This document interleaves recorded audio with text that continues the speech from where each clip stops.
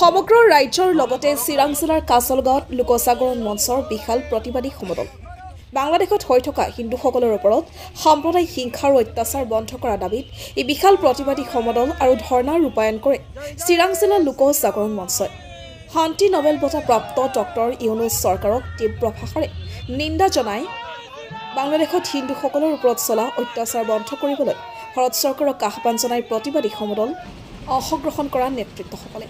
প্ৰতিবাদী সমদল পিছত চিৰাং আয়ুক্তৰ দ্বাৰা ভাৰত চৰকাৰলৈ এক স্মাৰক পত্ৰ প্ৰদান কৰা হয়।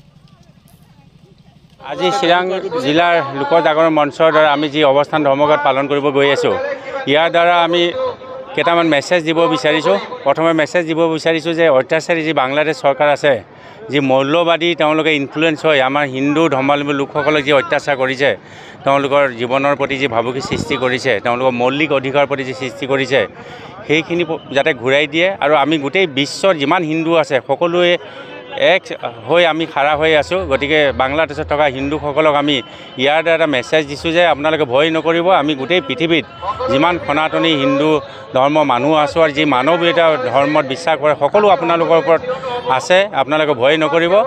আৰু চৰকাৰ বাংলাদেশ চৰকাৰক সকীয়াই দিব বিচাৰিছোঁ। তেওঁলোকে 71 বাংলাদেশৰ ৱাৰ পাহৰিছে, ভাৰতবৰ্ষৰ তেওঁলোকৰ ছাপৰ্টৰ কথা ভাবিছে যে ভাৰতবৰ্ষ নহ'লে তেওঁলোকে যে জীয়াই থাকিব নোৱাৰিব, তেওঁলোকৰ যি ইকনমিক যে প্ৰভাৱ পৰিব, তেওঁলোকৰ দেশৰ যে অস্তিত্ব নাইকিয়া হ'ব তেওঁলোকে পাহৰি গৈছে। কাৰণ তেওঁলোকে ক্ষণস্থায়ীভাৱে মৌলবাদী যি শক্তি তাৰ যি প্ৰভাৱ পৰিছে তেওঁলোকে অন্ধ হৈছে।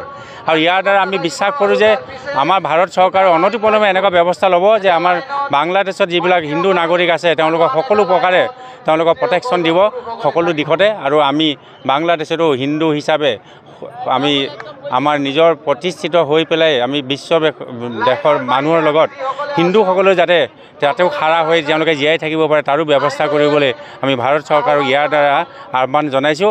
আৰু আমি বিশ্বাস যে তেওঁ এই কামটো যে আৰম্ভ কৰিব অনতিপলমে আমাৰ যি চিন্ময় দাস, প্ৰভু ঈশ্বৰৰ লগতে বাকী আমাৰ সন্যাসীসকলক তেওঁলোকে গ্ৰেপ্তাৰ কৰি ৰাখিছে, অনতিপলমে তেওঁলোকে ৰিলিজ দিব লাগে। আৰু তেওঁলোকে এই আমাৰ গোটেই ভাৰতবৰ্ষৰ লগতে পৃথিৱীৰ হিন্দু সনাতনী মানুহৰ পেচাত তেওঁলোকে সেও মানিব লাগিব আৰু সেইটো আমি কৰিহে এৰিম। ধন্যবাদ।